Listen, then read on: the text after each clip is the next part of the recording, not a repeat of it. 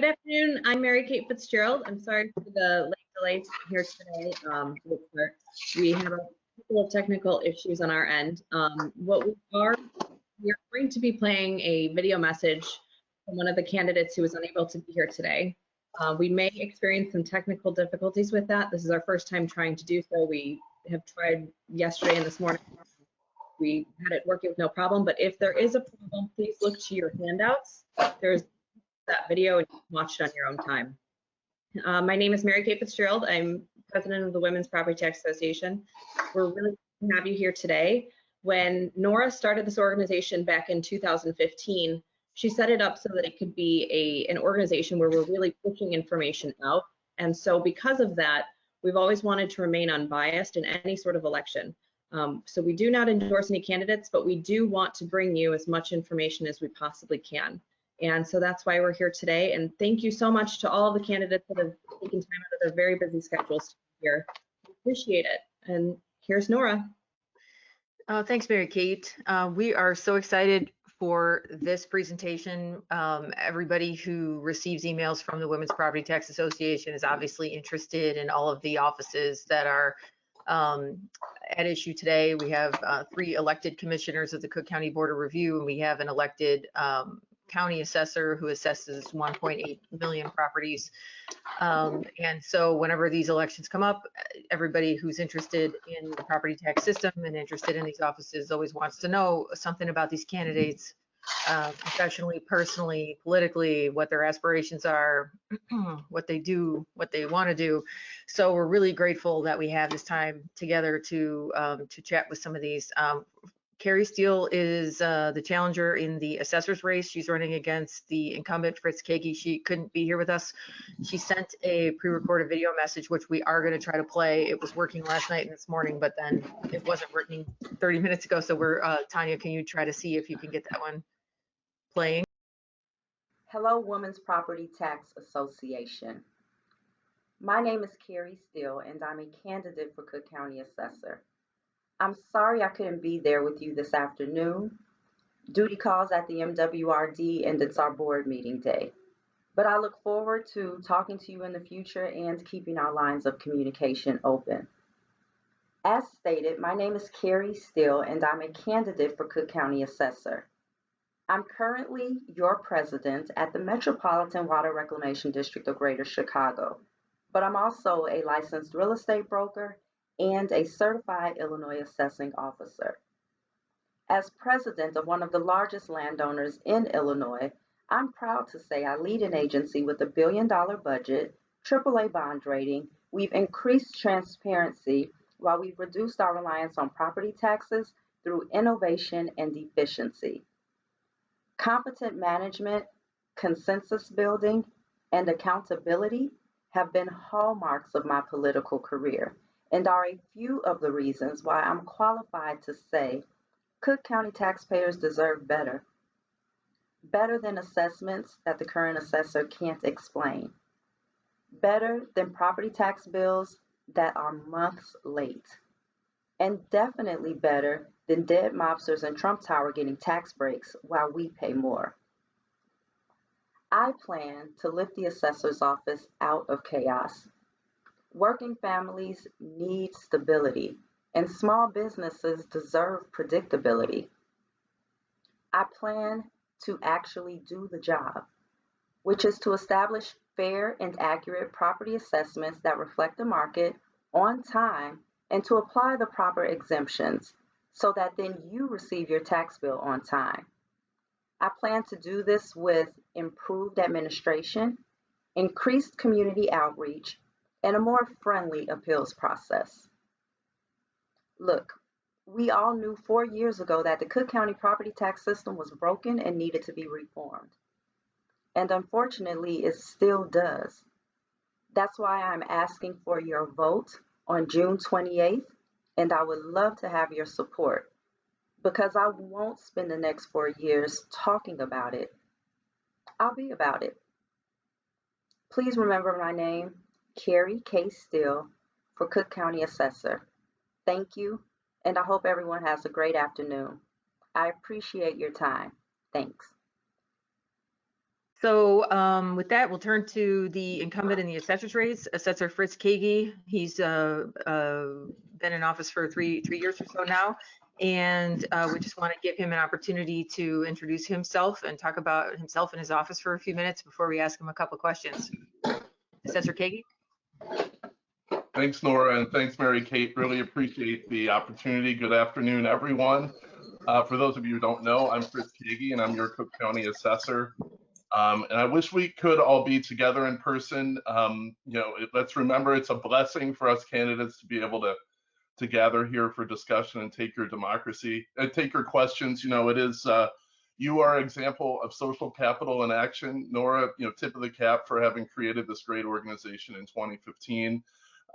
It's really come an amazing distance since then, and you're an important part of our democracy functioning. It is a pity that yet again my opponent is not here to engage. I've lost count how many forums now that she's not been here. What the WPTA does is you're at the vanguard of driving change and best practices in your profession. We get some of our most thoughtful engagement with your members. We're really glad for it. And on behalf of my team, I wanted to say that I keenly appreciate the public service orientation and skill that you've assembled here today. You've helped make us better during the last 3+ years, and some of you here were essential to our reform campaign in preparing our monumental transition into office. Individuals like you were key to putting a reformer into this office. In 2018, the public embraced the reform vision of a transparent, ethical, and equitable office. They saw the desperate need for change, and the public saw what many of you saw, is that making sure that the biggest corporate buildings were assessed fairly would mean that the system would be fairer to all of us, and that there were so many other ways that we can improve. So let's review how our administration has made a difference. In 2021, in the county as a whole, homeowners' property taxes were up just 1% for the second straight year. And let's just talk a little bit about why this happened.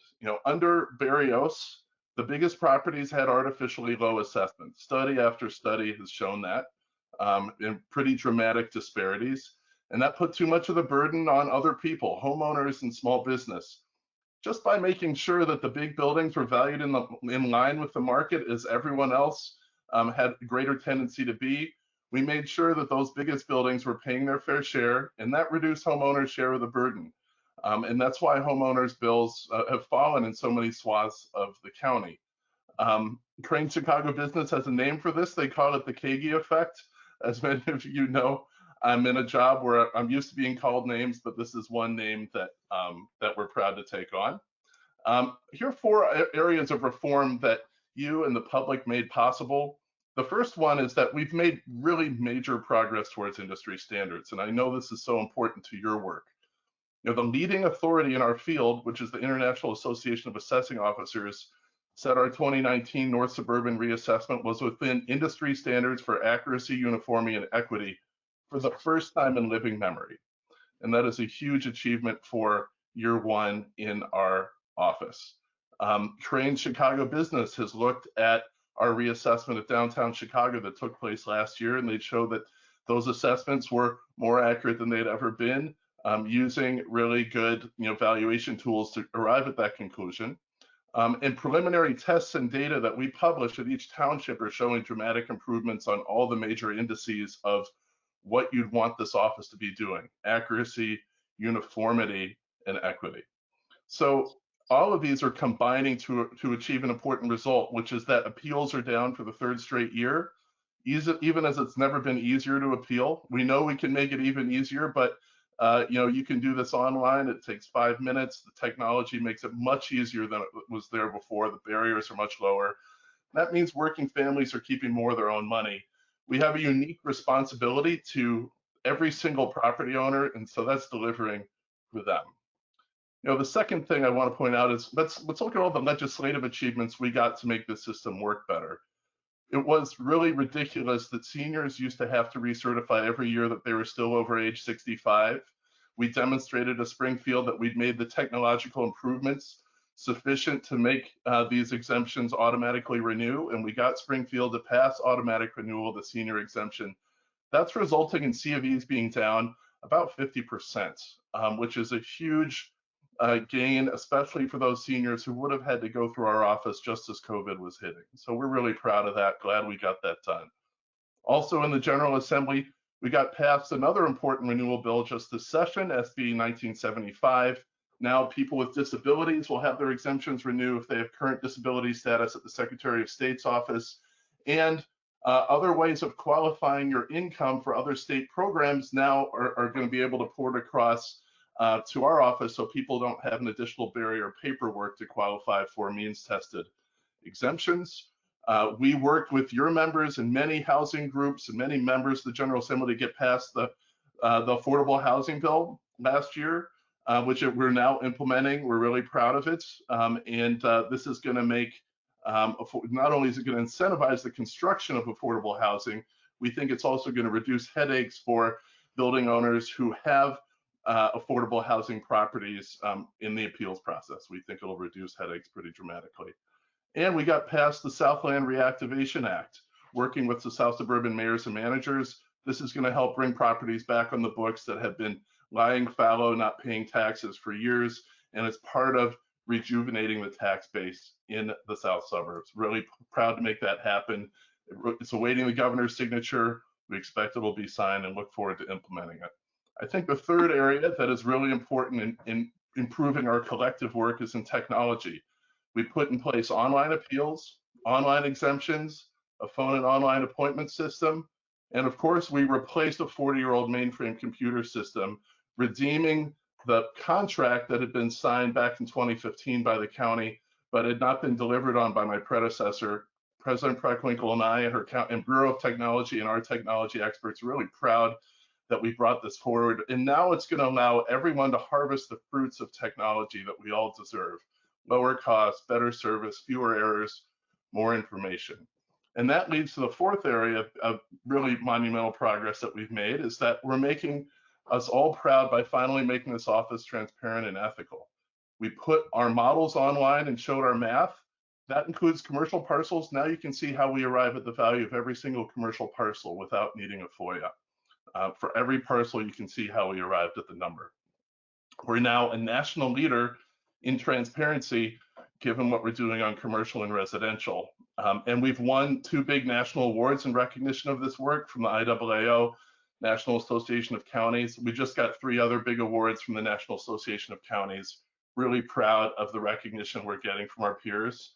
And of course, we have kicked out those cronies that were there under the previous administration, brought in top professionals from across the county, and we put in place a strict ethics code. We made commercial appeals anonymous, so you, the best practitioners, know that it's the people who do the best work that will rise to the top, not people who are the most connected. And I'm the first Cook County assessor ever who does not take campaign contributions from property tax appeals lawyers. So again, that the people who do the best work will be on a level playing field with those who play the campaign contribution game. 3 years ago, this office looked really different. It was literally a shambles and an embarrassment, and we've come a long way. All this progress can be undone. Some folks have decided they'd rather have this office broken again, and they'll do and say anything to get it back. And that's really what's at stake in this election. I think we all know better. I'm so proud that the Cook County Democratic Party has endorsed our reform vision and slated me.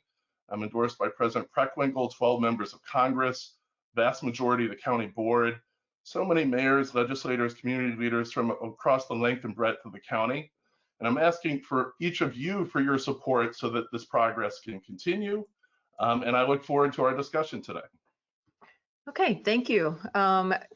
Okay, let's see. So one of the questions that came in from one of our members was how the people who are endorsing you, that you're lacking some unions on your endorsement list, and people were curious as to, if you could talk about that aspect of your race.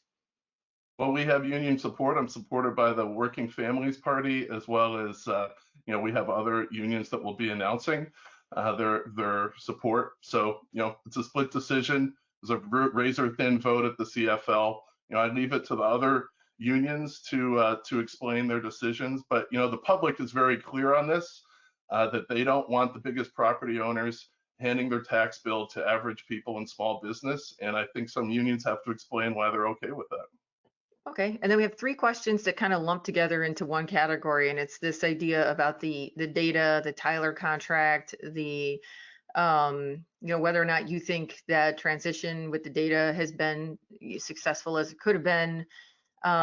Is Tyler really asking for $6 million more dollars? And what are your thoughts about that? Well, let's remember the choice that we have. No one thinks it's a good idea to have a 40-year-old mainframe computer system. It's older than Post-it notes. My data scientists were born after it was put into place. We as a county are not harvesting the benefits of the technology that our peers in the rest of the country are, and we deserve it. Many people's frustrations with the system, including the frustrations that we hear from you, relate to this fundamental weakness. And we had this issue has been studied to death by Gartner, one of the top tech companies in the world.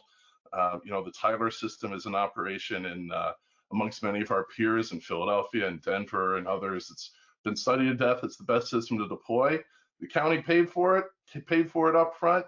And the question is when to deploy it, because the current systems, only a couple elderly people know how to work on them. It's an unacceptable risk to have a very flawed system that is subject to breakdown on on a regular basis, to be subject to that kind of risk and limitation. So that decision is clear. The question is timing, because if you don't deploy the system that you'd already paid for, you are paying even more money to maintain the system. We had to pay through the nose to get people who'd retired, who knew how to program the system, back to help you to maintain it. So the longer we have those folks, the longer we have to pay for that, the more expensive it is. The county paid for the Tyler system back in 2015. It paid for it up front. And unfortunately, my predecessor didn't deliver on it. So the best time to have deployed it was yesterday. The second best time is now. And we made it happen. I was at the Fulton Market Association a couple of weeks ago, and we were talking about this and, reflecting on how hard it is to bring change in government. And we were just a stone's throw away from the Jane Byrne interchange, which has been at work since 2014. They've been working on it for longer than World War II. We're really proud that we deployed the online appeals module back in 2020 and the full assessment module in 2021, and that's done. And part of this work, we can go into the the finer details of project management, but this work is tedious when you're seeing how data is porting over from an old system to a new one. We're always on the lookout for, did everything port over perfectly? But the thing is, we have a richer system now, and that's the new system of record, and we're proud that we have it. This is something that was identified in the IAAO audit in 2019 as really being one of the key roadblocks to reform that we needed to get it done. So we're glad we did, and really glad to have worked with President Preckwinkle's technology team to make it happen. And we have a couple questions here that were already answered by your practitioners meeting that you had this week, like specific to timing. I assume you don't have new information about when you'll be opening the 2022 appeal season between the practitioners meeting and now. I'm sure nothing new has come to light, or if you have any information. We don't control when we can send them out. What I can tell you is that we have several different townships out ready to send. Our council says that we need to get values from the board of review for 2021 before we send these north. For the whole county, or for just those townships that you have ready? Pardon? You need the numbers from the board from the entire county, or just from those townships that you have ready? Just from those towns. Yeah, just from those towns. Okay. But that's, this is a discussion that's ongoing, but we're, our analysts are marching forward with all the different towns. We'll send out several at once to get caught up. Okay, and then the other group of questions we have kind of fall under the umbrella of, working and playing well with others. Are you empowering women in your office? Are you working well with the board of review? Do you think you could work better with the private bar? That kind of thing. What are your thoughts about that? Well, one of the things that we're proud of is President Preckwinkle, who has this amazing vantage point on the history of this office, on the technology implementation across all the different offices. She's supporting us, and because we've been working with her team in the trenches on a daily basis for 3 years to get stuff done. So that's kind of where I consider an important acid test of, if you want to have a shortcut to rendering some kind of decision on that, that's pretty good. We're really proud that we worked with our partners in the General Assembly. Think of all that legislation we got passed: automatic renewal of the senior exemption, affordable housing bill omnibus, another bill which is streamlining exemptions, streamlining exemptions during COVID, and then the Southland Reactivation Act. And that's working with a wide variety of legislators on really tough problems. The affordable housing omnibus was a unanimous vote, but it takes an incredible amount of collective work. And we worked with all the different housing groups to make that happen. And so many of them can testify to that work. We worked with groups like AARP to streamline these exemptions. So we're proud of that. When we're attacking problems which have been endemic to the assessment system for a long time, we can understand why other government bodies who might not see the need for change, might be reluctant to go along with us. And we are happy that President Preckwinkle has worked with us in forming a task force to try to work on a common basis of data and accountability for where assessments are landing. We really liked the framework that she set up with the Civic Consulting Alliance on residential assessments, where all the county bodies stipulated that our assessments need to be within a certain area of within a certain range of sales prices and an acceptable amount of variability, and that's a good framework to read across for the other areas where we're disagreeing. So we're pretty pleased with the direction things are going. Of course, there's more work. So what I hear you saying is, you're working well with President Preckwinkle. You feel like you've worked well with the legislature in some cases, but specifically, I mean, do you think you could work better with the Board of Review, or do you perceive that you don't need to? Or what about the practicing bar? Well, same Nora, that task force includes the Board of Review. They're a very important part of it, and it's being led by Jim Thompson, who used to be with the Board of Review and knows it really well. So that's an example of how we're trying to work together to get things done. And we have a wealth of IT that we've learned from Tyler, and so now all of our other county, now that our assessment system, the Tyler is the system of record, and we've had work, done important work with their project managers at Tyler, we're in a position to help all the other county bodies port over to the county assessment system of record. Okay, and since you were a candidate for office, from then until now, has your view of the practicing bar that practices real estate tax law improved or gotten worse in the last 3 years? God's kingdom is very diverse in the people that populate it, and so we embrace the people who we embrace the positive. We always try to, and as I mentioned in my opening statement, we see really terrific people inside your organization, which you've worked so hard to build, and we get good feedback. The thing you have to remember is that our duty is to 1.9 million taxpayers rather than people who appeal, just that group. So whenever we're thinking about what's best for the system, I always think about what's best for the average person who's not appealing, because they're hurt when we feel like when we are spending all our time on a smaller segment of people. That's if you're trying to understand where I come from, I think of the average person, the average Joe, who's not been part of the system, and how have they been served, and that's my highest duty. Okay, and then I just wanted to press you on one thing you said. You said that your accuracy is, something that you can tout, but yet the property tax code is targeting a coefficient of dispersion of what, 15% or lower, and Cook County is still 34% above that target, according to the most recent. Do you think that these sales ratio studies are accurate, or do you think what's the discrepancy there between Cook County still being 54% above the Collar counties and their accuracy, and then 15% above the coefficient, or 34% above the coefficient of dispersion that's targeted by the property tax code?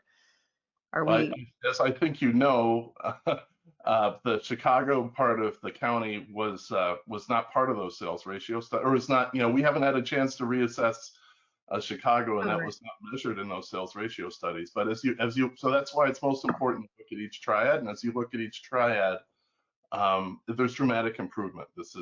No one questions that. People So just the next don't report, like the next report's going to bring you closer, you're saying? Yeah. Okay, fair enough. Any like 1 or 2 sentences in closing, because we kind of have to keep moving. Well, I just wanted everyone to know that I'm happy to come here. People know that I come everywhere and happy to take questions and engage. And I really appreciate the thoughtfulness that everyone has in providing us feedback. That's the only way we can get better. And we've heard you on things where we know improvement is needed, things like data, things like FOIA, and it helps us to identify pain points and to get better. And so we just want to keep hearing from you on that. Know that if we still have room for improvement, it's not because we're seeking to keep things in their status quo shape. It's because we have a lot of things to work on, but you help us identify areas for improvement, and we appreciate it. Okay, thank you. We are going to turn now to the border review race. We have the incumbent, Commissioner Tammy Wendt, who could not be here today, but she did send something for me to read. It says, Commissioner Wendt would like to say that she is dealing with many time constraints that the rest of the industry is currently experiencing, and she wishes that she could be here today.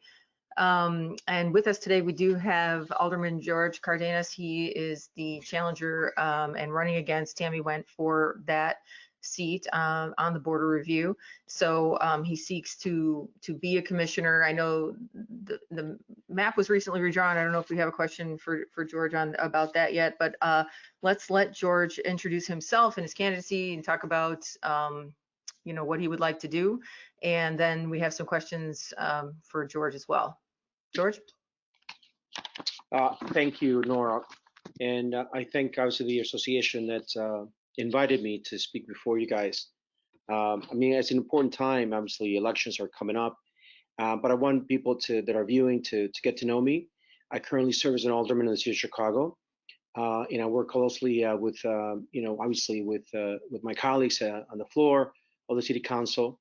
I happen to be Lightfoot's floor leader at this time, and I also chair the Environmental Protection Energy Committee. And that experience allows me, obviously, to offer a whole range of talent for the people that I serve and for the people that I want to serve at the border review. And as commissioner, I'm going to fight back against unfair assessments. And we're going to talk a little bit more about, why there's some sort of disagreement between the assessor and the border review. But I think that reviewing the assessor's decision is important, and we should be more strident about it. There's many issues that need to be tackled, and I want to talk about that. I want to talk about how we're going to fix that.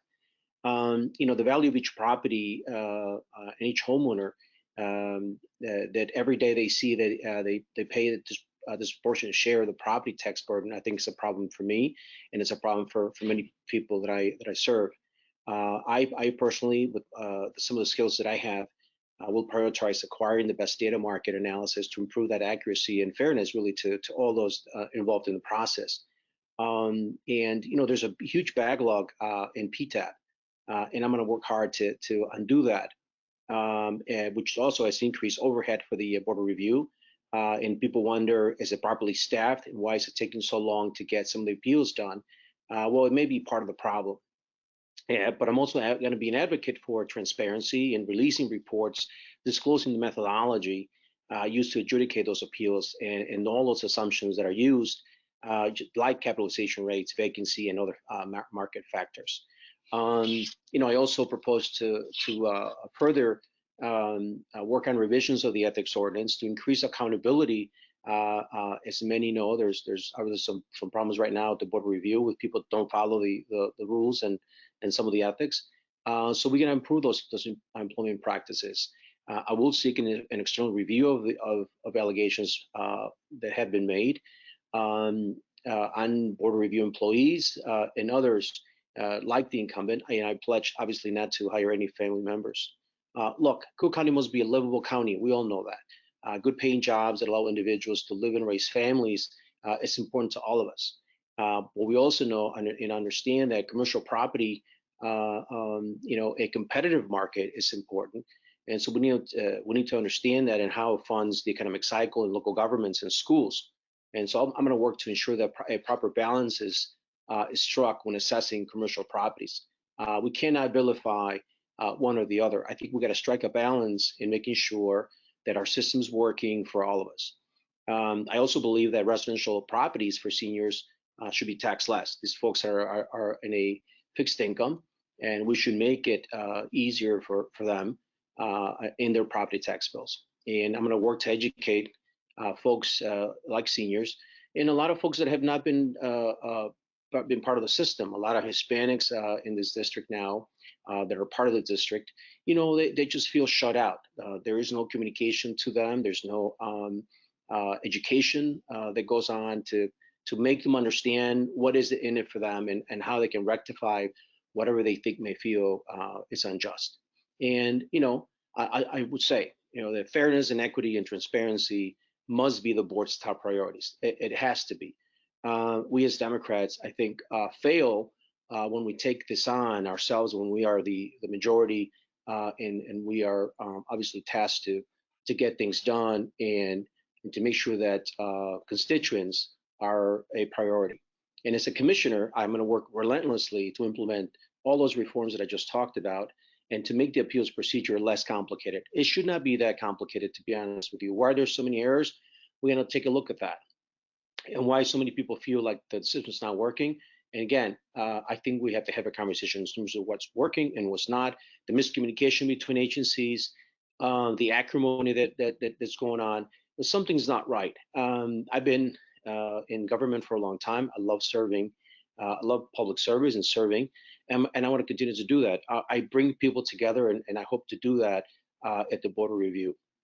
I'll lastly say, Latinos are now the largest minority group in Cook County, and the first district was newly created by the Illinois legislature to give Latinos a greater voice. That's on me to be able to provide that to them and provide an office that understands them, that can communicate to them in their own language, in their own process. And so my office is going to proudly serve not just Spanish, because I think there's all kinds of ethnicities, but I think the majority of the people that are in that part of that district, I want to serve with honor, in a strong work ethic to make things work for all of them. So, and I thank you, and I thank the association for giving me the opportunity to come before you guys and explain sort of some of the issues in my platform, and I'll be happy to answer any questions.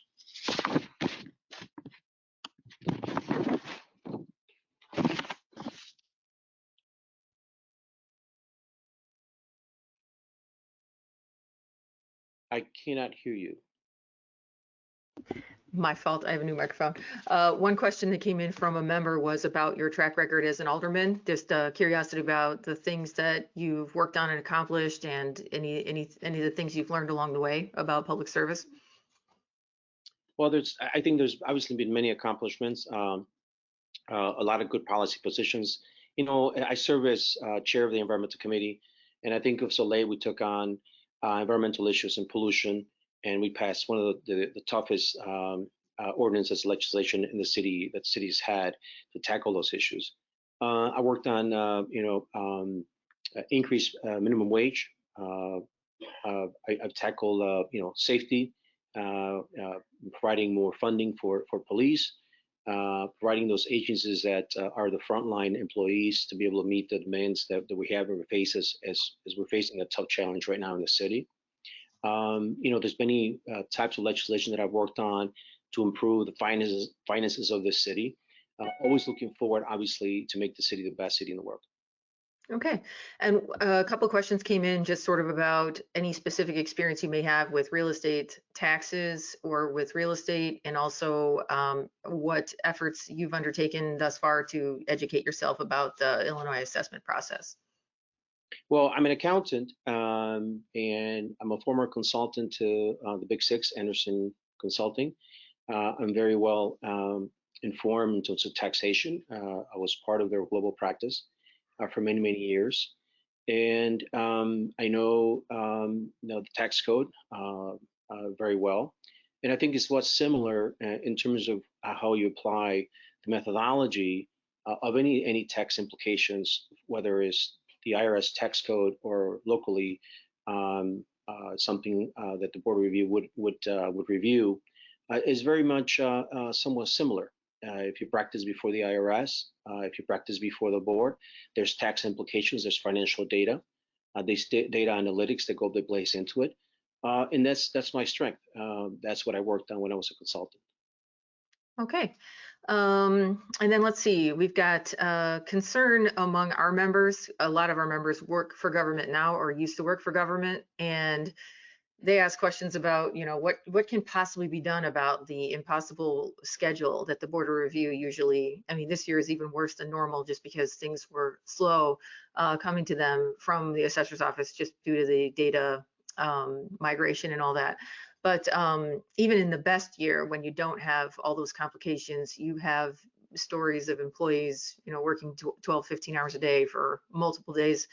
Have you given any thought to those unique staffing difficulties and how you may seek to alleviate those concerns for employees with families specifically? Well, obviously there's a problem, right, with not just the scheduling, but the work that's being performed. Whether it's data integration or not, something's amiss in that process, and the system has to work not just for the taxpayer or the constituent, but also for the people that work. So we need to be more flexible. You need to be some flexible hours and flexible work. Our systems have to be up to date to be able to accommodate folks that are working from home or remotely, and I wonder if that's the case here. The work, if you mechanize some aspects of that, I think could definitely be done a lot faster, but we cannot compromise accuracy versus speed. And so, again, my forte, and having been on the implementation side of many projects in Fortune 500 companies, is that allowed me to kind of see the deficiencies and then implement sort of the things that work, the change out and all of the things that happen in a workflow environment is very germane to this text. Something's amiss. So if you talk about all the things that have been done by the assessor, which is great, why is it that the bills are not out on time? Why is it that the board of review is now mired in long hours to be able to get some of the work done? And why is it that we have about 40% increase in appeals where that wasn't the case before? So something's amiss, and I think getting to the bottom of those inefficiencies is important, and that's going to be my where I think I'll be very strong at in identifying that, using whatever tools you may have at your disposal, whether it's flow charting capabilities through a software mechanism, or some formats that are there, or create your own formats in terms of workflow processes.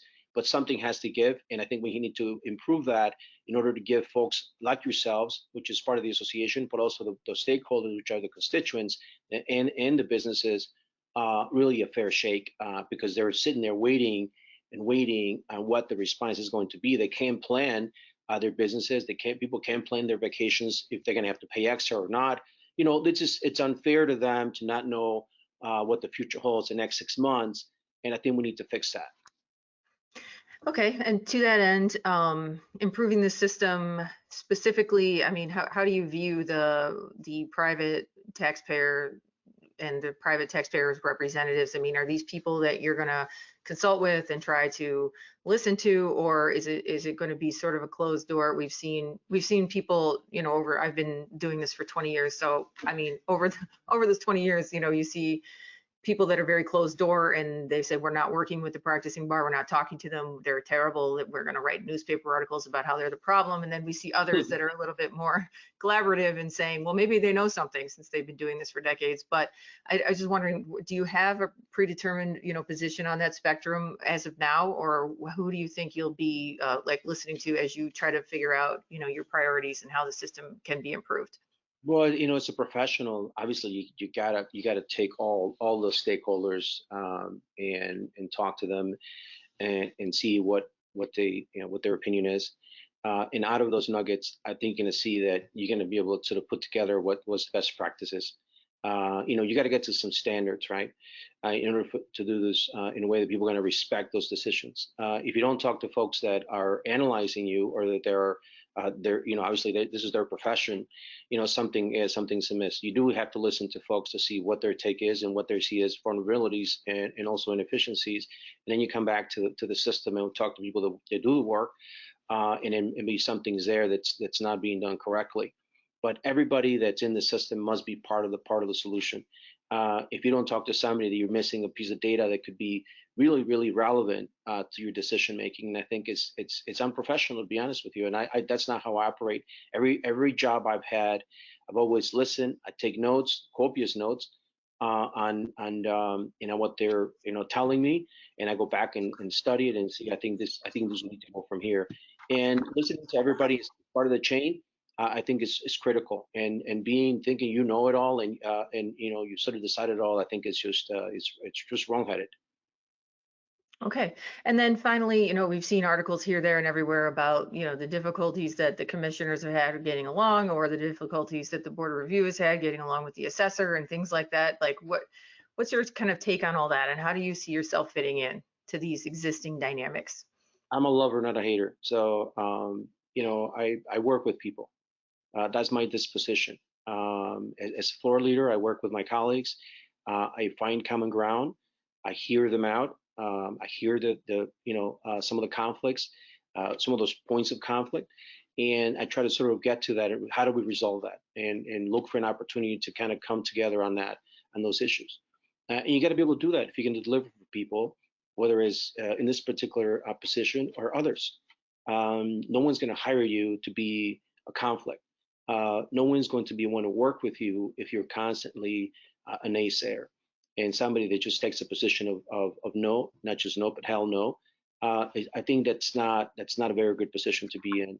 And I've never been such a person in real life, as a person in private or in government or in my profession, and I don't plan on doing that.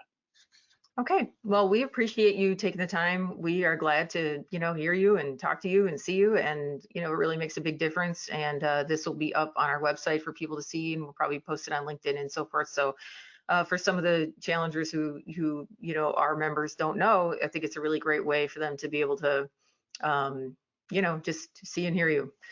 So absolutely. We appreciate you being here. We're going to skip to Larry. Sorry, go ahead, George. What were you saying? No, I was going to say I appreciate obviously being part of this forum, and there's no other place like this to be able to get your word out, and people can ask you questions, and I think get to know you, because most people don't know. They don't get to see you on a daily basis, and I think it's a great forum, and I thank you for allowing us to be here. Yeah, you're welcome. And it's great to see you. Larry, let's jump to you now. I was going to save you for last, but I know that you don't have a challenger in this race, so don't want to keep you any longer than need be. No, actually, Nora, I don't mind going in order. I've worked out my conflict, so. Oh, okay. Okay, whatever is preferential, whatever you prefer is fine with me. We are going to go then to candidate Samantha Steele. She is running for Board of Review as well. She's running against the incumbent Commissioner Mike Cabonargi. Samantha, why don't you just tell us a little bit about yourself? Just introduce yourself and your candidacy, and what you view your goals to be if you were to win this office. Hi, Nora. Thank you for having me, and thank you, the Women Property Tax Initiative. Really appreciate being here. Can you hear me okay? Yep. Okay, good. It echoes a little bit. So I have a background in property assessment. I was first elected as a county assessor in 2006. So I've spent over 15 years in the property tax industry, building my career around the assessment process. I've been a member of IAAO, sitting on their professional development committee, supporting local jurisdictions to develop accurate and efficient assessment practices. Founder of my company, the Nora Group. We consult with county assessors across the country, mostly in the Midwest, about property tax analysis, specializing in business personal property auditing, multiple regression studies. I've done everything basically in the assessment industry. I have been a property tax representative. So in most states, not required to be an attorney at this level, the Board of Review level. And so they would hire property tax representatives like myself. So I come from both sides of the table. Very familiar with what you guys do. As you all know, the Board of Review is supposed to be an independent office governed by the 3 elected commissioners. They allow residents and commercial property owners an opportunity to contest their assessment after the property, the county assessor. The Board of Review can ultimately determine whether schools are funded fairly and accurately by all property owners. And unfortunately, it's been well documented as a government office that gives politically connected insiders and corporations unwarranted tax breaks. This unfairly passes the tax burden on to families. It also makes everyone in this room and part of WPT their jobs a little bit harder, as the system of appeals is not determined by actual facts, but campaign contributions and politically connected insiders. As you've heard, the County Board of Review has been in the news a lot lately. There have been numerous public, ethical, and legal complaints by the Cook County Inspector General for routinely practicing political hiring. As you might have seen in the news, the FBI opened an investigation into the allegations of bribery within the Board of Review. A few details are known at this time, but what is clear is that we need new leadership at the Board of Review. And we're seeing this in the field. I'm seeing this as I'm knocking on doors, making phone calls, and getting to know more people throughout the 2nd District. I'm ready, I'm capable, and I'm just very fortunate to be able to give back to my community, my professional experience in the property assessment industry. Okay, so specifically, what do you hope to accomplish at the Board of Review if you win the election? I think the first order of business is restoring the public faith within our property tax system here in Cook County. So it's to improve the ethics, or the ethics, the transparency, the professionalism within the office. I mean, the documentation of hiring political insiders, it just shows that the lack of qualified employees performing the assessment reviews there. Okay. And then when you were an elected official, what was your biggest accomplishment, and how would that translate to your job at the board? Absolutely. So when I was a county assessor, Indiana was going through a change in the valuation process. So they went from the cost minus depreciation valuation to the market value. There were unprecedented number of appeals because of the change in valuation process. Well, and they also voted township government out of office, right? They did. Well, it was the state legislators removed township assessors out of office. That was in 2009. Oh, okay. So in 2002, the state there was a Supreme Court ruling that had found that the way that the counties were valuing properties was unconstitutional because it put more of the burden onto newer homes, and the older homes, which would sell for just as much as a new home, were being valued for less than what a new home. And so that's the transition into the market value. And this created a significant amount of appeals within the offices, just as people were trying to understand why their assessments had changed. So we implemented a multiple regression analysis to handle the volumes of appeals. We brought the property record cards online. We were talking 2007, right? So there was an old mainframe legacy system within that office. I went in and I just could imagine, like, they had the perforated paper. And so we transitioned to a Windows-based system. It was a Manatron at the time. So the CAMA system, they're now owned by Thomson Reuters.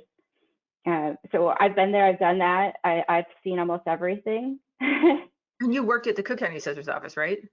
I did. So in 2018, I was teaching at the IAAO's Minneapolis conference, and I happened to run into then elect Fritz Kaegi and Sarah, and introduced myself, offered to help because I specialize in commercial valuations and I had income models.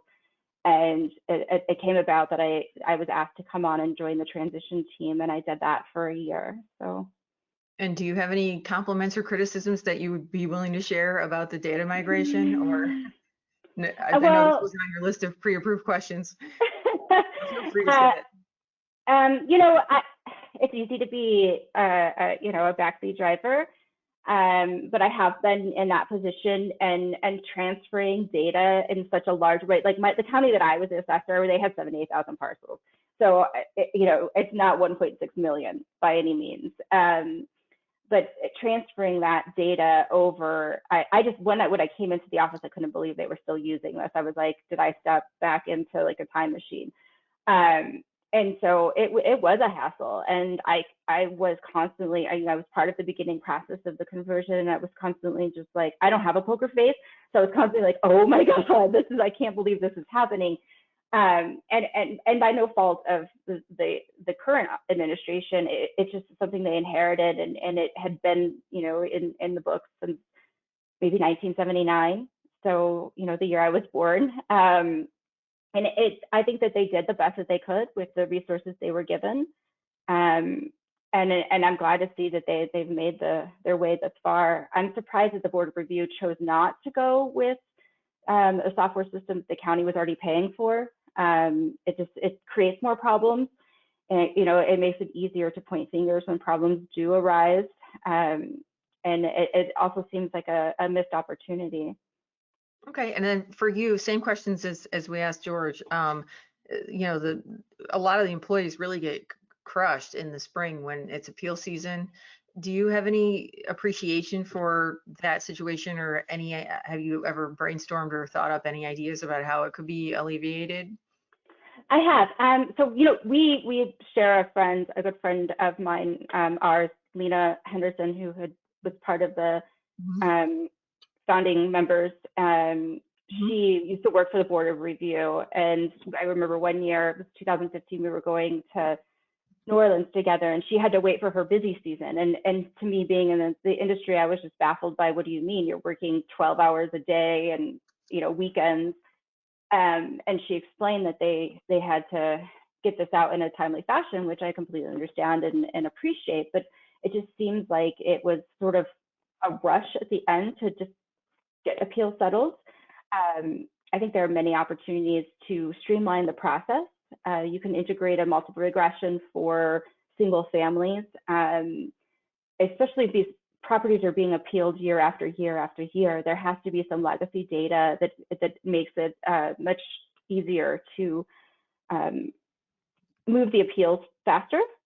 And hiring, property assessment professionals. And then there's also the opportunity of maybe outsourcing the work, hiring, saving financial resources and hiring interim valuation specialists or part-time seasonal valuation specialists, appraisers. There's other options to look at without being in the office and actually taking a full-on analysis of what is available, which employees actually work for which commissioner, and the skill sets of the employees there. It'll be difficult to answer that question now.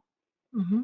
And then finally, kind of the same question I ended with George, with the relationships between the commissioners on the Board of Review, the relationship between the Board of Review and the assessor, the relationship between any of the above with the taxpayers' representatives. Like, how do you see yourself, fitting in with all of those various relationships? So I currently sit on the Property Tax Board of Appeals in Lake County, Indiana. It's very similar to the Board of Review. And we have a fantastic working relationship with the county assessor there. By no means do we always go along with what the county says, and there are some times where we disagree, but evaluations are our opinion of value, right? It's not a factual black and white. Everyone has, variations of what a property should be valued at. And ultimately, the goal for both offices should be to ensure that the assessments are as accurate as possible. I don't see why there is any, undue discourse between the two of them. Okay, and then one or two sentences in closing for your final word. Thank you for having me. I know just from our experience in talking to taxpayers, they're ready for a change, and I'm looking forward to serving as the next Cook County Board of Review Commissioner of District 2. Okay, thanks for joining us. Thank you. And we will turn to Mike Cabonargi. And you are a current commissioner at the Cook County Board of Review. And can you just recap for us, what led you there and what, introduce yourself to the people on the webinar? You're muted, I think.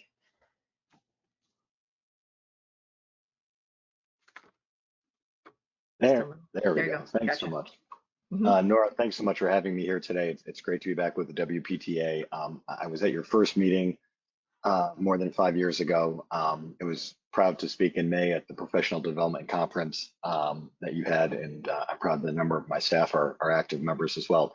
Again, I'm Michael Cabonargi. I'm Commissioner of the Cook County Board of Review in the 2nd District. I was appointed in 2011 to fill a vacancy and have been honored to have been reelected by the voters and homeowners in Cook County since then. Prior to becoming a commissioner, I was a federal prosecutor and senior attorney with the United States Securities and Exchange Commission. I investigated and prosecuted Ponzi schemes, pay-to-play, pyramid schemes. Proud to have won the Director's Award and the Chair's Award for investigating crimes targeting senior citizens, and also for bringing, at the time, was the largest private fraud case by the SEC. Prior to that, I served as a law clerk to a federal judge here in the Northern District of Illinois in Chicago, Judge Hibbler. And prior to that, I served as an aide to Senator Paul Simon and to Senator Dick Durbin. As you can see from my career, I spent my career in public service. I've dedicated myself to a life of ethical leadership. As Commissioner for the Board of Review, I represent 1.8 million homeowners in 25 wards and 9 suburban townships. As Commissioner, I've worked hard to guarantee and ensure that homeowners and property owners receive a full and fair review of the assessed value of their properties, and to guarantee that schools and local governments receive their needed revenues when they need them. To accomplish these, I've made the Board of Review more transparent, open, efficient, and effective. Working alongside my colleague Larry Rogers Jr., we built a digital appeals processing system, ADAPS, that opened and digitized the appeal review process. It saves money and employee overtime, and document storage provides taxpayers a more efficient and useful way to access the review of their appeals. I'm pleased to say that we built it on time and on budget without disrupting the rest of the property tax system. And the National Association of County Officials gave us an achievement award for innovation and technology. I'm also pleased that last year when we were presenting our budget to the board, we announced that we've given back 100% of our legacy warehouse space. The Board of Review is not in the business of storing any paper. We have no more paper. We have a server that's at the Board of Review. And in fact, 93% of our appeals at the Board of Review were filed online last year. And while I'm extremely proud of our online appeals system, we know that too many families here in Cook County are victims of the digital divide. They don't have access to technology at home, or maybe they're not comfortable using technology. That's why I built an award-winning outreach system. I've reached over 1 million homeowners in 10 years. I've done over 350 outreach sessions throughout the community, working with organized labor, faith groups, and progressive community groups to make sure that everyone in Cook County has the opportunity to appeal their taxes. Because that's what we're really here, right? Whether it's the assessor or the board, I believe that people have the right to appeal their taxes. When the government sends you a letter saying what your house or your business is worth, you have the right to challenge that. And when you do it, it should be in an open, transparent way that works best for you.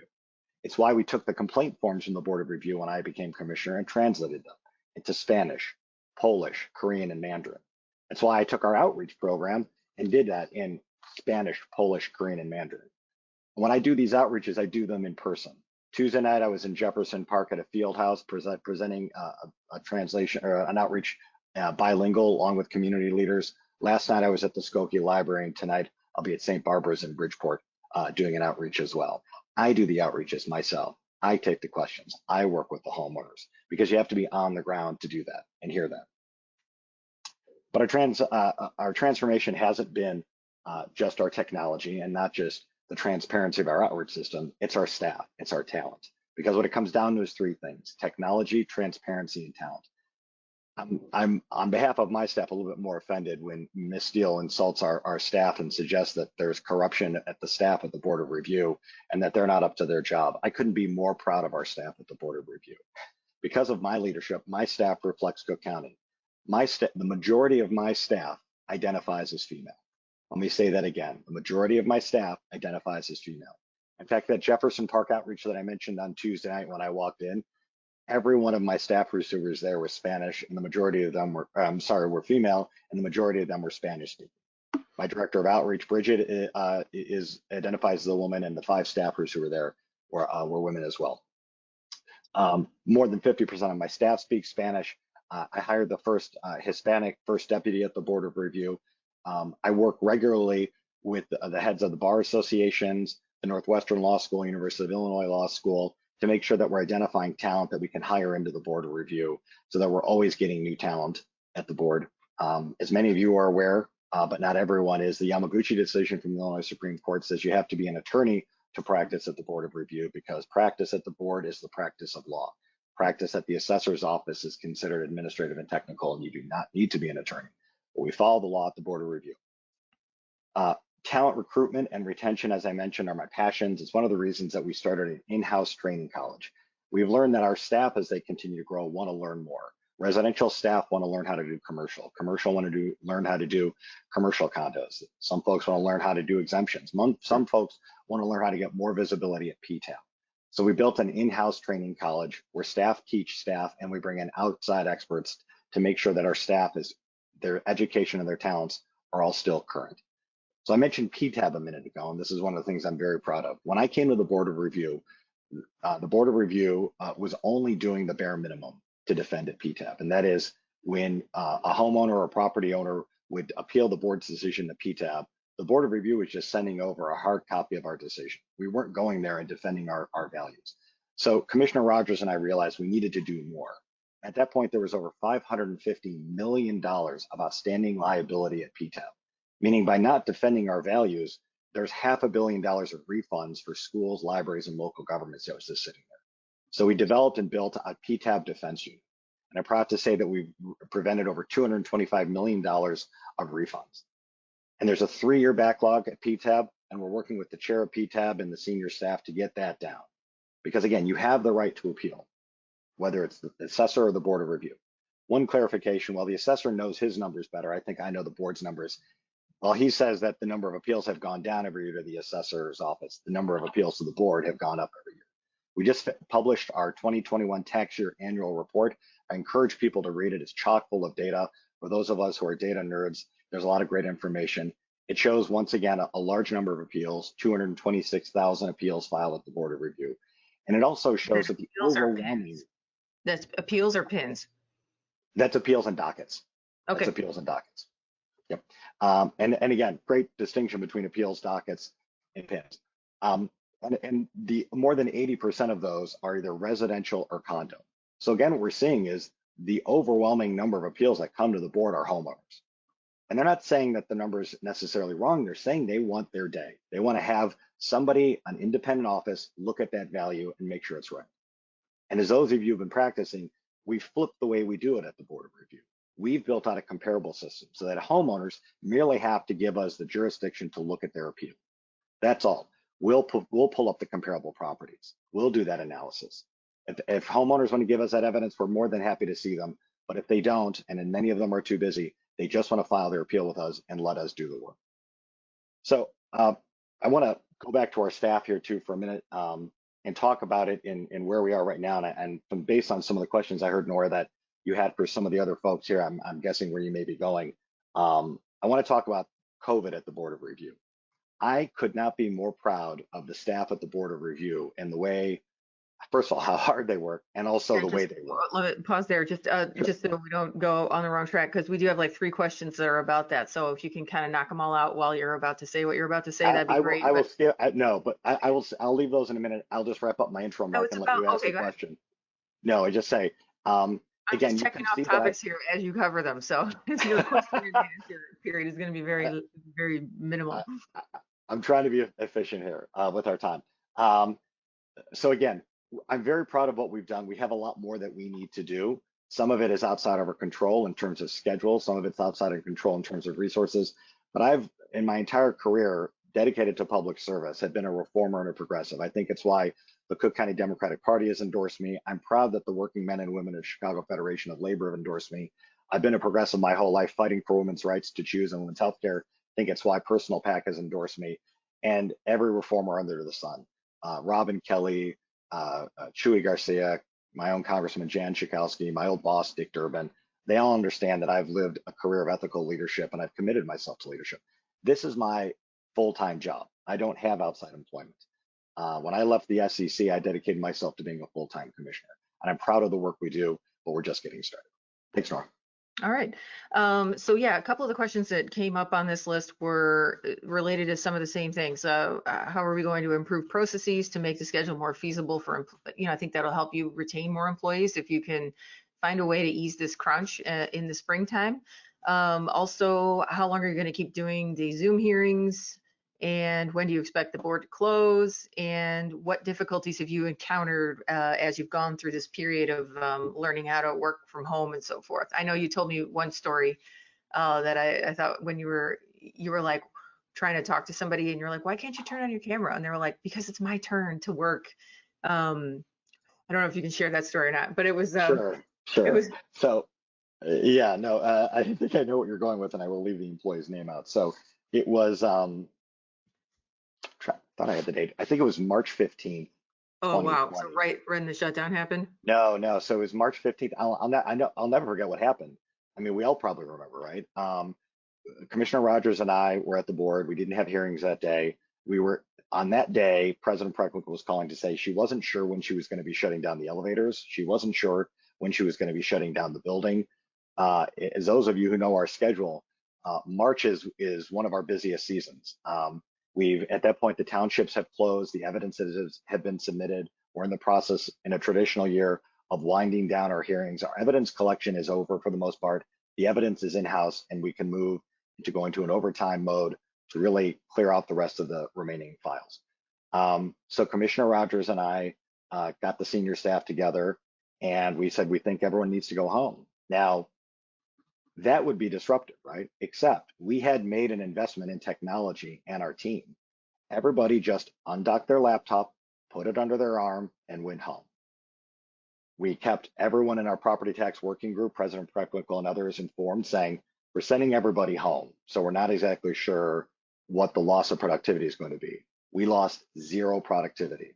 I have a dashboard that I have set up on my computer as commissioner. I know Commissioner Rogers has one too, where it shows us the file flow, how many res, how many commercial, where we are at the townships, which of the commissioners has files on first, second, or third cut.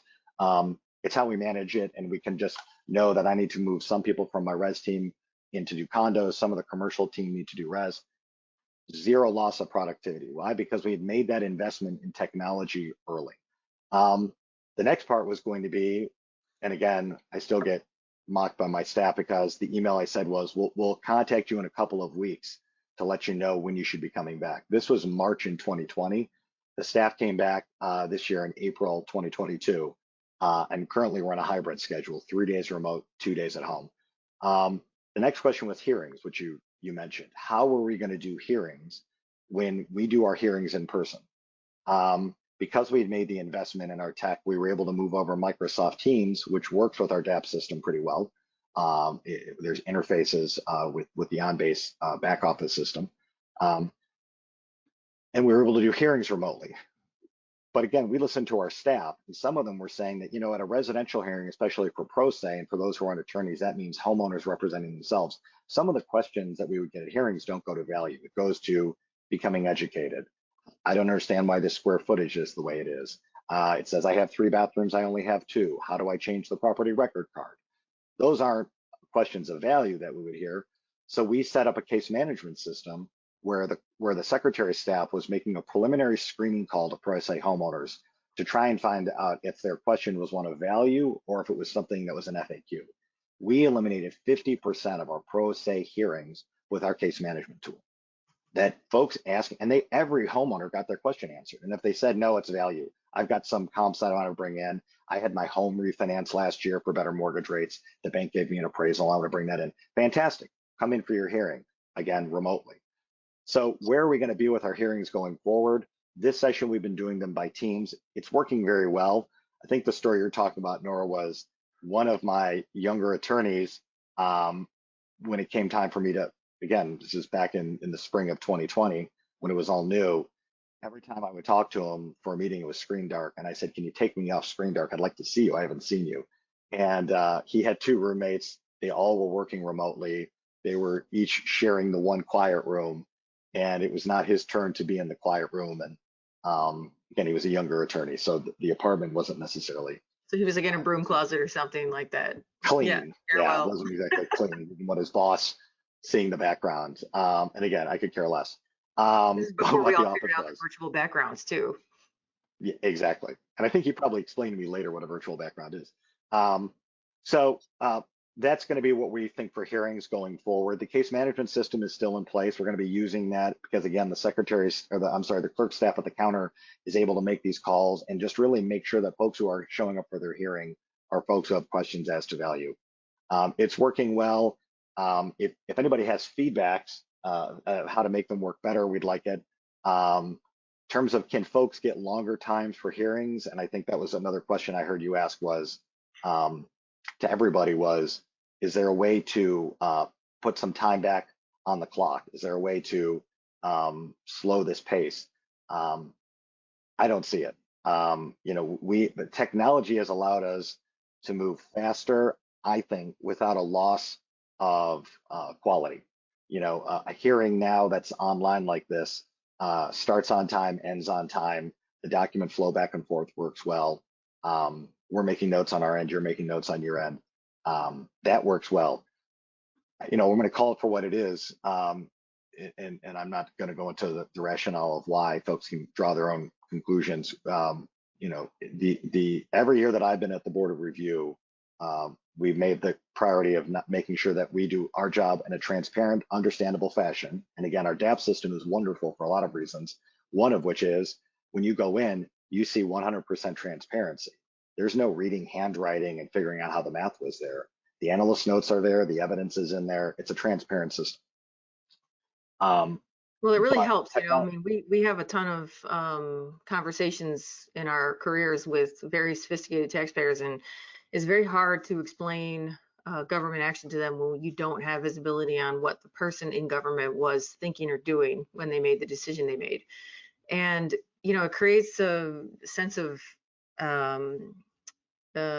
unfinished business, or it leaves things unsettled that they, so I mean, I really appreciate, I've always appreciated, it's been that way even I think since before you got there. The notes used to be handwritten, but they always used to be there. So and with regard to what you're saying, when, hey, this isn't really an issue of value, this is something else, I just want to give a shout out to all the property tax attorneys out there who are doing a very nice job of sparing you thousands of those conversations, because we are doing a ton of that work too before they ever get to you. So we are useful, I think, in some ways. So can you wrap it up in a couple sentences, and I'll pass it over to Larry and give him 10 minutes? Sure. So I guess in closing, I would say that, a couple of points from listening, everyone. I think you've heard over and over. When I came in 10 years ago and Commissioner Rogers was there as our chair and continues to be our leader at the board, President Preckwinkle came in the same time I did. She set up a monthly property tax group. Larry Rogers and I have met every month for 10 years with President Preckwinkle, whoever the assessor is, whoever the treasurer is, whoever the clerk is.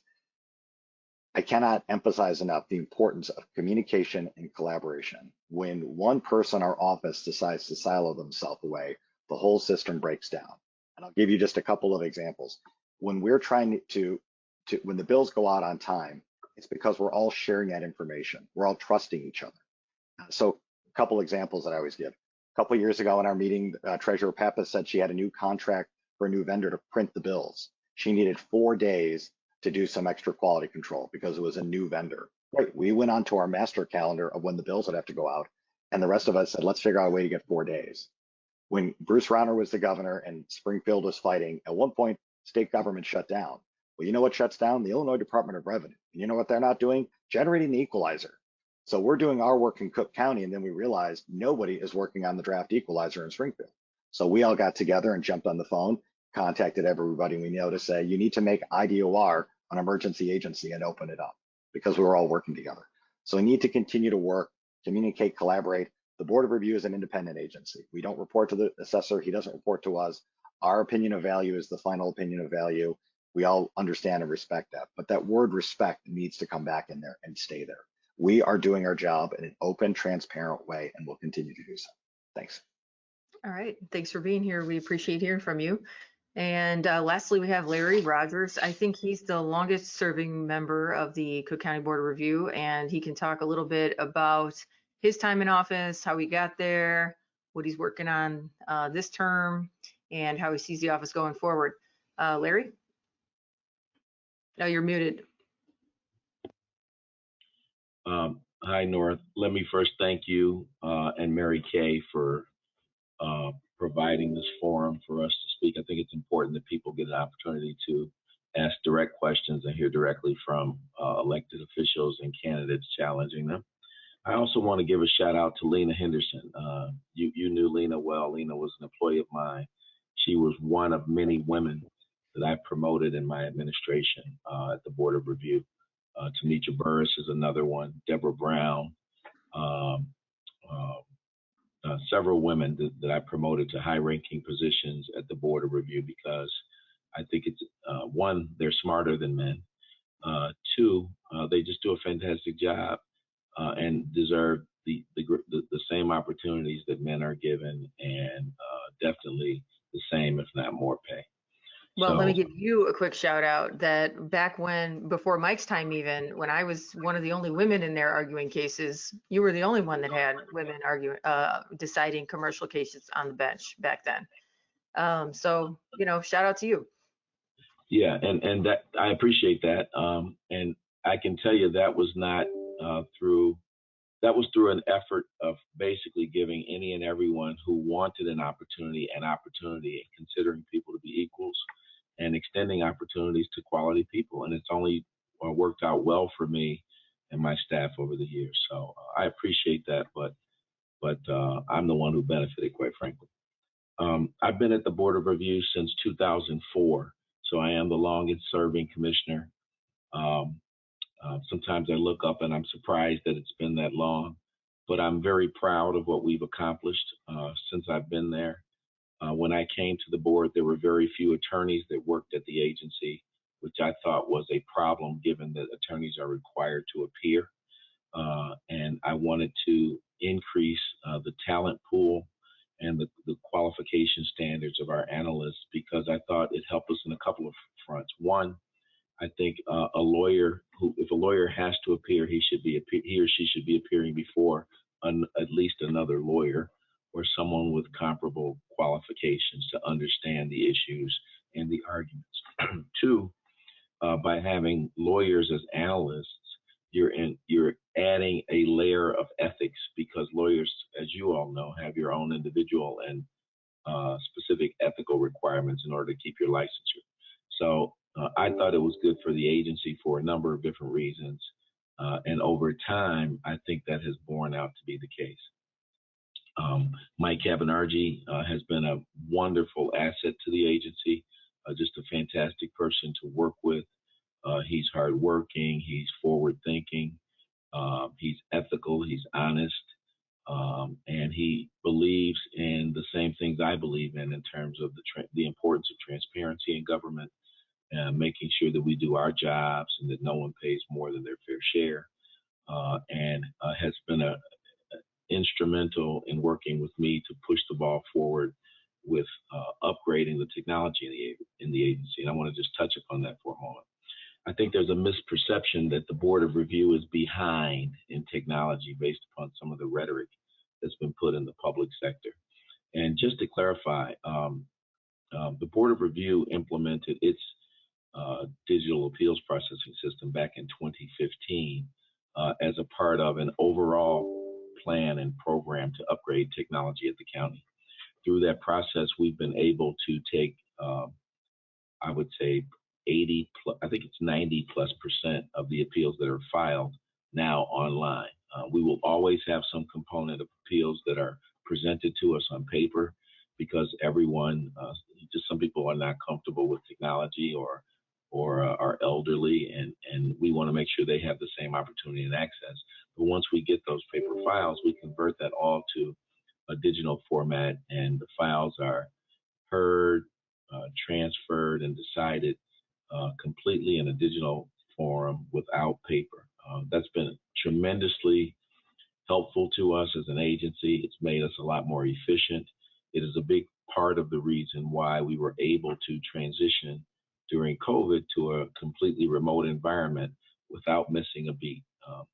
We were able to, as Mike indicated, have our staff unplug their laptops, take them home, and just work efficiently. And I think that is a testament to the availability of technology in 2015, but more importantly, the implementation decisions that we made as an agency and how we implemented it. We ran a parallel system at the time to make sure that we didn't miss a beat.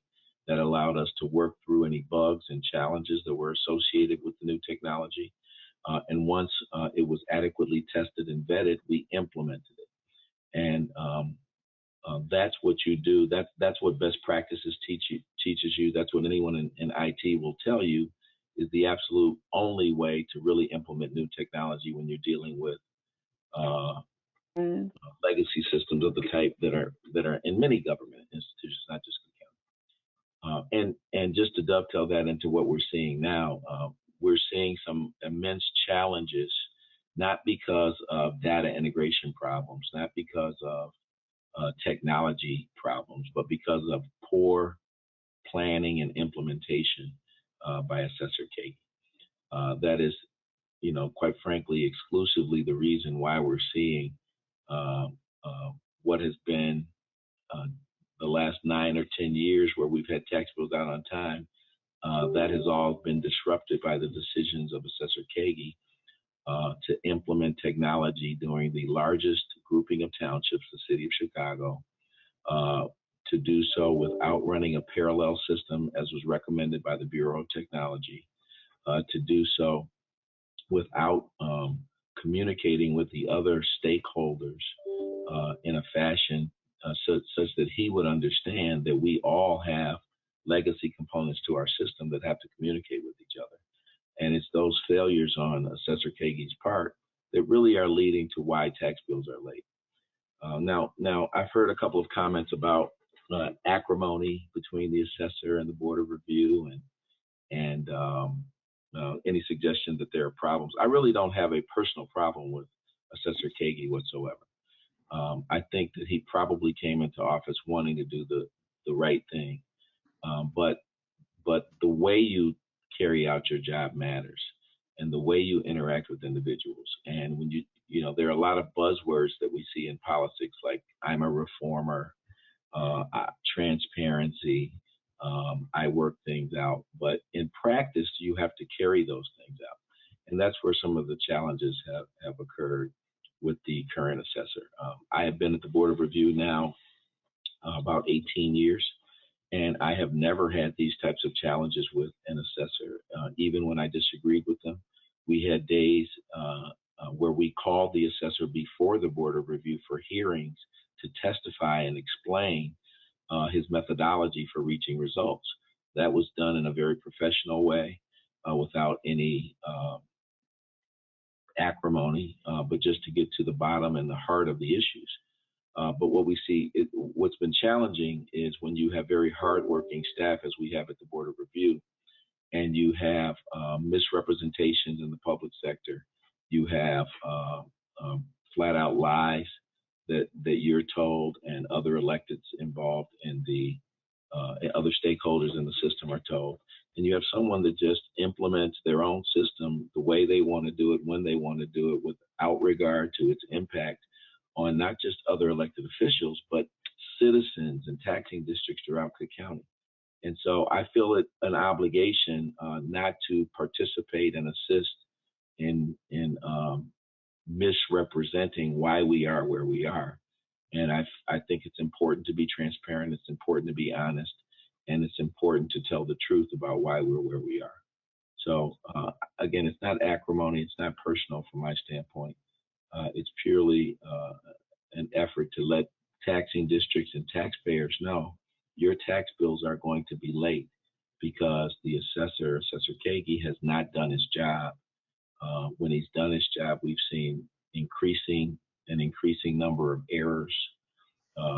They've been reported in the news. And what we do at the Board of Review, we're there to really fix assessor errors. And we're seeing unprecedented number of errors coming out of the current administration's administration's office that are going to be challenging to address. And when do you think you'll be able to close the board is one of the questions we have on your list. Sure. That's a great question. And unfortunately, I can't answer that because we just, in the last couple of weeks, received 70% of the townships. As you know, those have to be scheduled out in terms of filing periods for taxpayers, and then hearings, and then decisions have to be rendered. And that is a process that, as much as I want to expedite it and move it along, I absolutely refuse to not give each taxpayer who files with our agency a fair look at their appeal, fair consideration of the evidence they submit, and a fair and just decision of the type that they deserve. And I refuse to let Assessor Kaegi's untimeliness and poor performance of his responsibilities negatively impact taxpayers' ability to challenge those poor decisions. Okay. And then a couple of the similar kinds of questions for you, like what is the best way to alleviate, sort of the working conditions that happen in the spring for the staff? And will that help you with retaining staff and retaining a more diverse staff, including women and so forth? You mentioned earlier that you've seen, and I think Samantha Steele even mentioned that interactions with our staff, wherein they've told you how busy we are in the spring, and we're working 6 and 7 days a week and 12 plus hours a day on many instances. People are burned out, and when you get a data dump of the type that we got from Assessor Kaegi lately, it really, I think, threatens the mental health of the staff as well as their ability to really do a good job. And that's the most important thing, that they're able to do a good job. If I could ask for the resource that I needed to get the job done, what I would ask for is time. We need time. More people right now will help, but it cannot resolve or solve the immense problems that we're seeing with, again, both the data dump we got from the assessor as well as the significant errors we're seeing in the actual assessed values that he's reaching on many of these properties. And it's important what we do. It's maybe popular to the voting public to get on television or on the radio and say the property tax lawyers and the big buildings are the bad guys.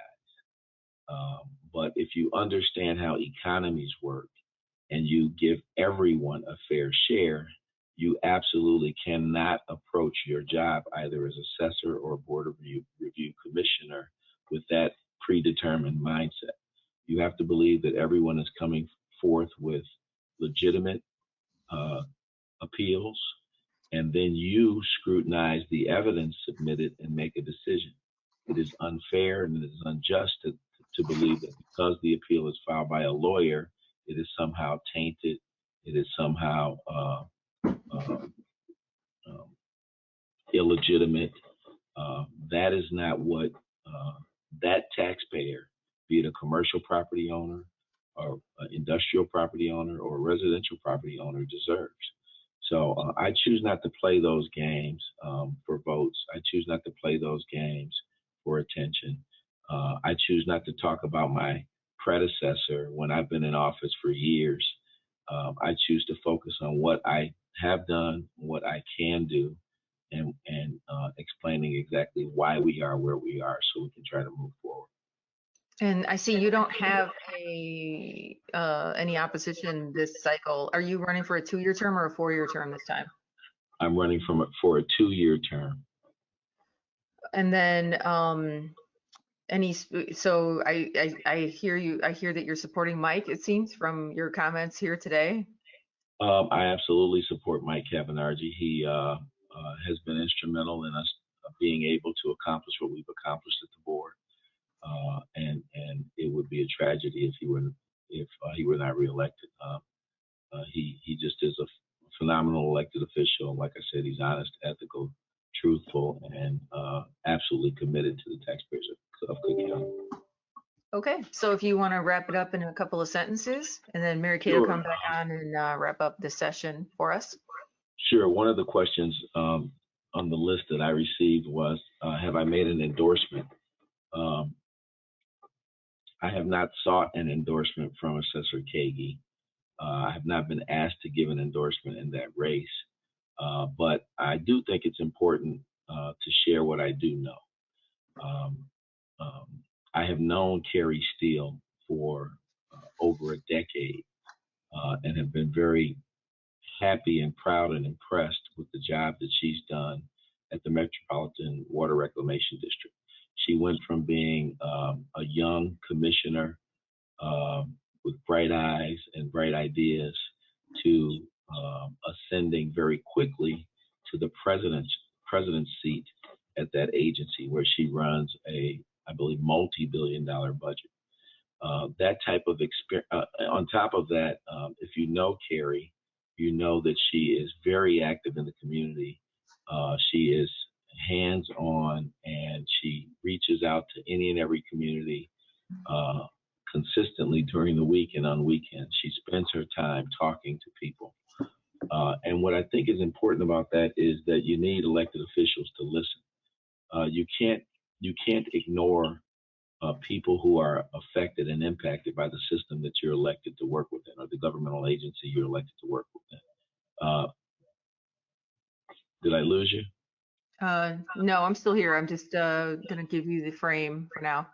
Okay. So I only provide that information, not in terms of an endorsement, but just in terms of some background on Kari Steele. She wasn't able to appear here. The video she provided wasn't played yet, but the reason she provided for not being here is a very legitimate one. She's the president of the Metropolitan Water Reclamation District. We're here at 1:30 or 1 o'clock in the afternoon, and she has some obligations to the constituency she currently serves that she's meeting. So I think that's an understandable reason, and I thought it only fair to provide a little insight on her candidacy. I'll also say that since I've been at the Board of Review, I've had a chance to work with and review appeals filed from results filed by a number of different assessors, from Joe Barrios to Jim Houlihan. And this by far has been the worst administration that I've seen in my 18 or so years at the agency. Again, not because of personal angst that I have, but just the quality of the work that I'm seeing come out of the office, the poor planning and implementation of the technology. Again, it's a misrepresentation to say that this is poor technology, bad technology, or glitches in the technology. We went through some of the same challenges, but we ran a parallel system as is recommended by, and was recommended to Assessor Kaegi by BOT, but it was abandoned. He chose to do it his way, and now all taxing districts, all agencies and stakeholders have been negatively impacted, and the tax bills will be late because of it. So again, let me thank you for the opportunity to be here. I appreciate what you said, Nora, about my efforts to make sure women get fair opportunities. I'll continue to be that type of person and assessor. And however I can be supportive of the Women's Property Tax Association, please never hesitate to contact